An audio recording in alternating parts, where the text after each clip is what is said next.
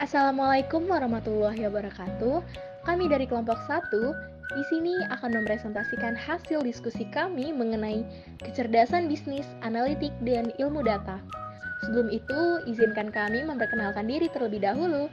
Nama saya Marsha Dinda Fajriah Sregar dengan nomor NPM 2311012038 sebagai moderator dari kelompok satu. Perkenalkan, nama saya Abi Barik Saifuddin dengan NPM 2311012034. Izin memperkenalkan diri, nama saya Salma Lekinasi dengan NPM 2311012050. Nama saya Abdurrahim dengan NPM 2311012068 sebagai pemateri.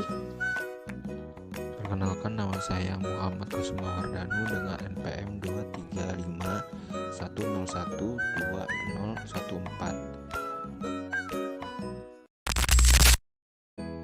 Tujuan pembelajaran dari materi ini adalah memahami berbagai jenis analitik dan melihat aplikasi-aplikasi terpilih, memahami ekosistem analitik untuk mengidentifikasi berbagai pemangku kepentingan dan peluang karir. Yang kedua, memahami kebutuhan akan dukungan terkomputerisasi dalam pengambilan keputusan manajerial. Yang ketiga, mengenali evolusi dukungan komputerisasi hingga keadaan saat ini atau analitik sains data.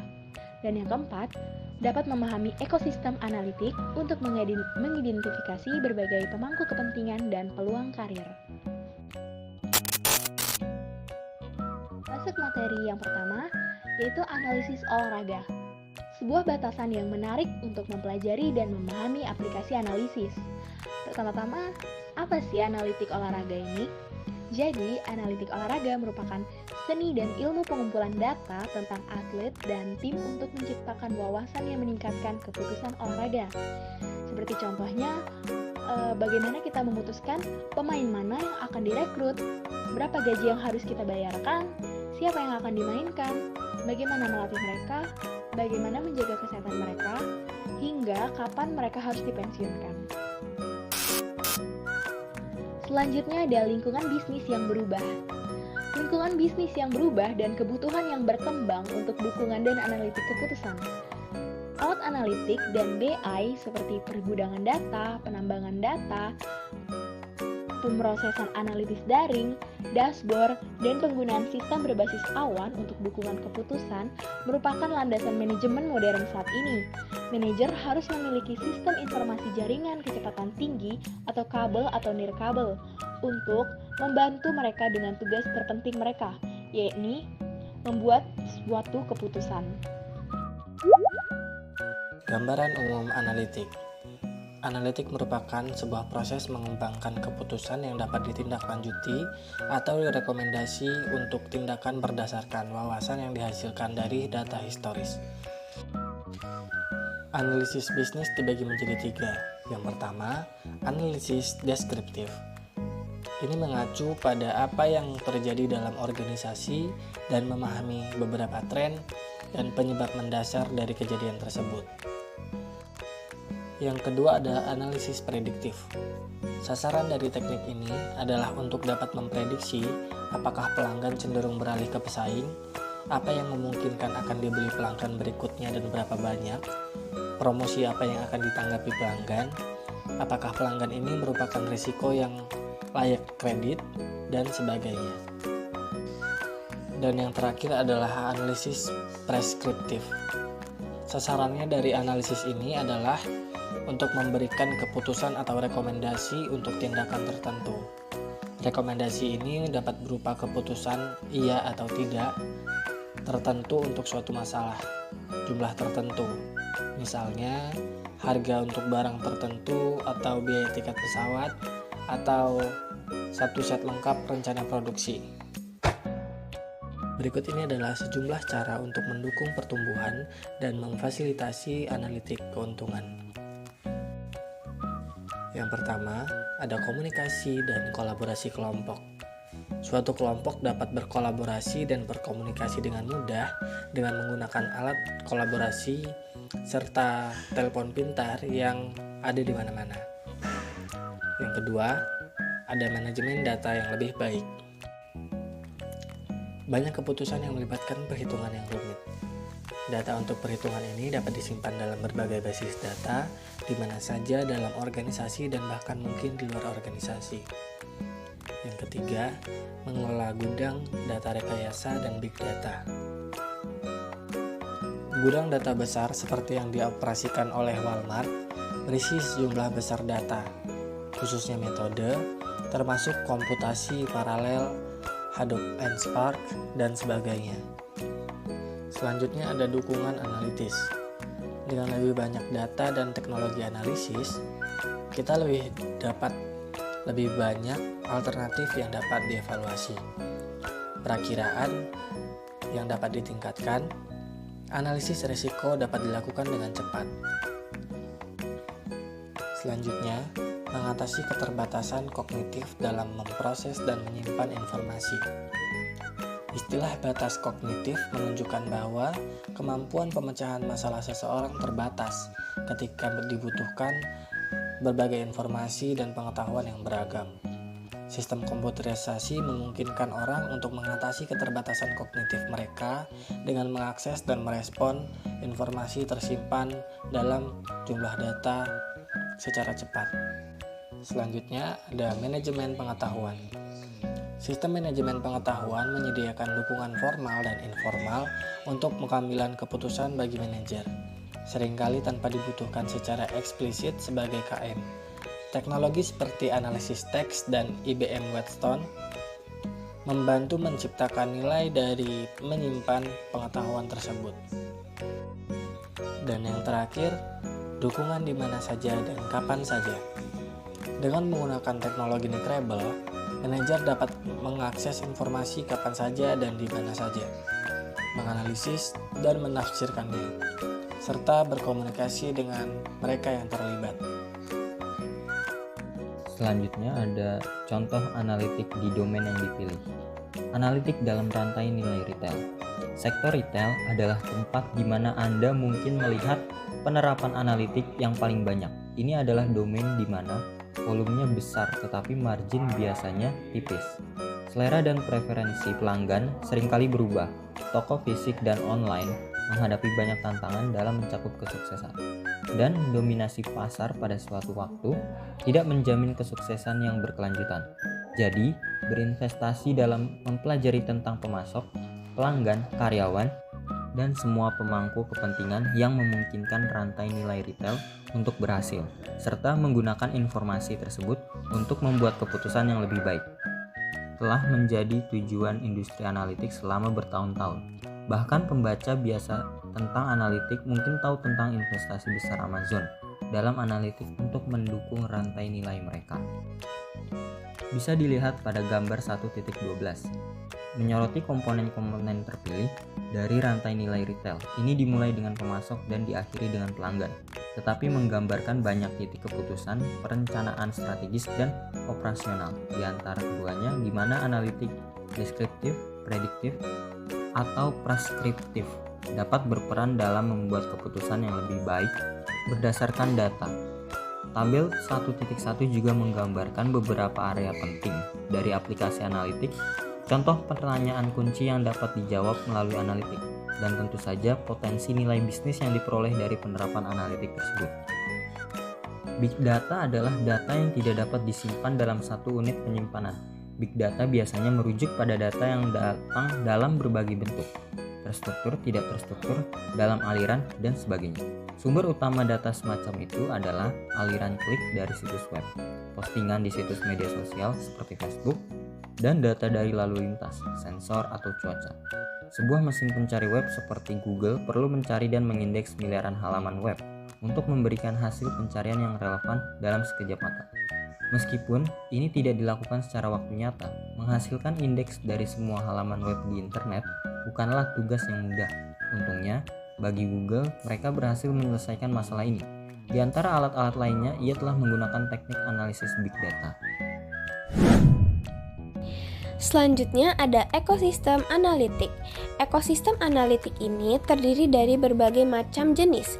Yang pertama yaitu data generation infrastruktur Providers, yaitu mencatat sekelompok perusahaan baru yang memungkinkan pengumpulan dan pengolahan data yang dapat digunakan untuk mengembangkan wawasan analitis.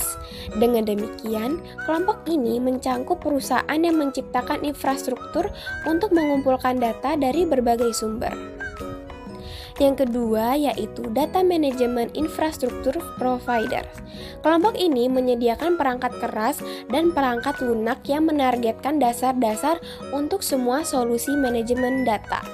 Selanjutnya yaitu Data Warehouse Providers, yaitu perusahaan yang fokus pada penyimpanan data, menyediakan teknologi dan layanan yang bertujuan untuk mengintegrasikan data dari berbagai sumber, sehingga memungkinkan organisasi untuk memperoleh dan menyampaikan nilai dari aset data mereka.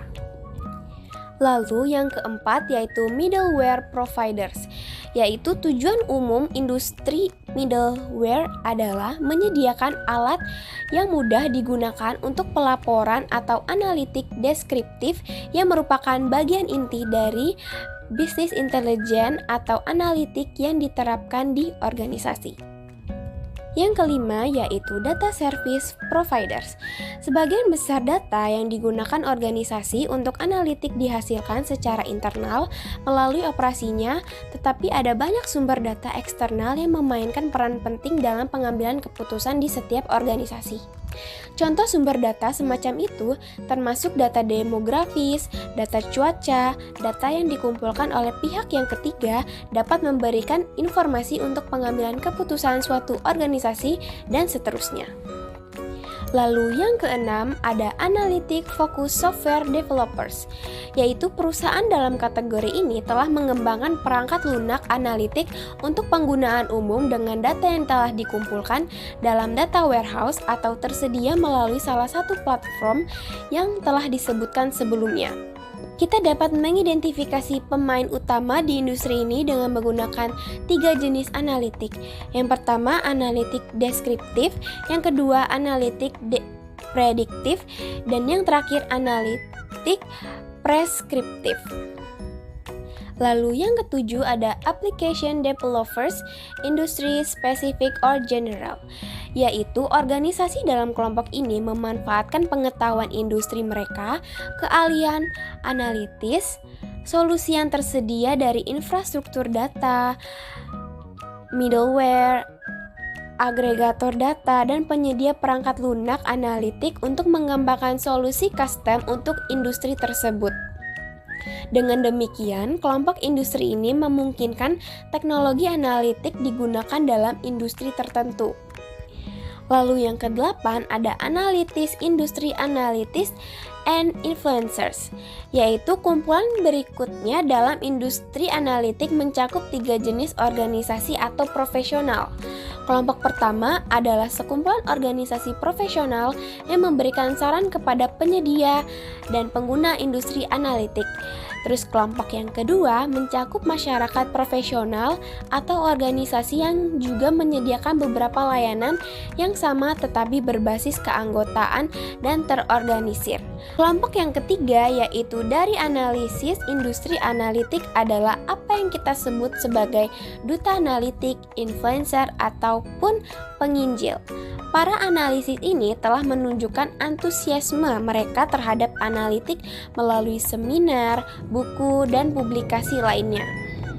Lalu yang kesembilan ada Academic Institution and Certification Agencies.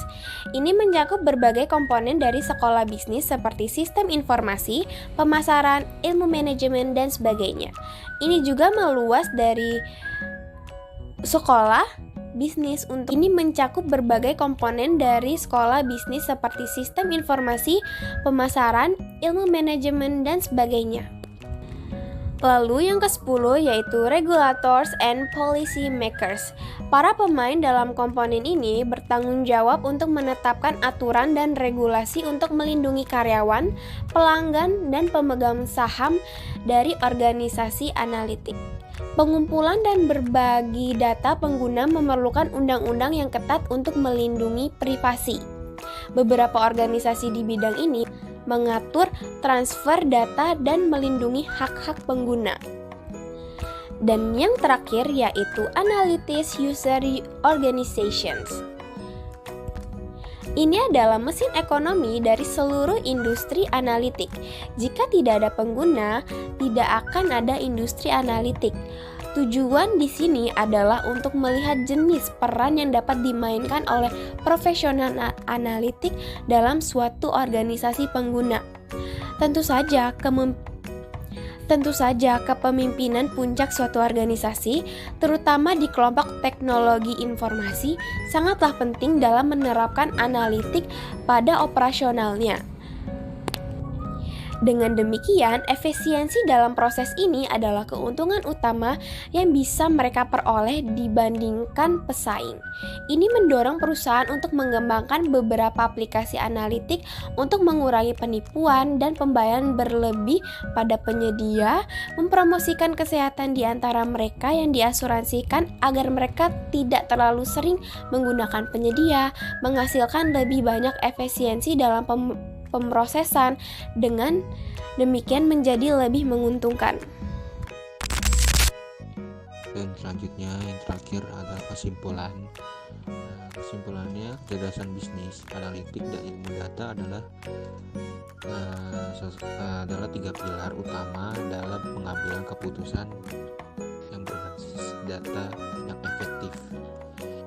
Kecerdasan bisnis berfokus pada pemrosesan data historis untuk menyediakan wawasan yang mendukung manajemen dalam mengambil keputusan secara strategis. Analitik yang mencakup analitik deskriptif, prediktif, dan preskriptif, memperdalam pemahaman melalui analisis data untuk mengidentifikasi pola, tren, dan peluang masa depan.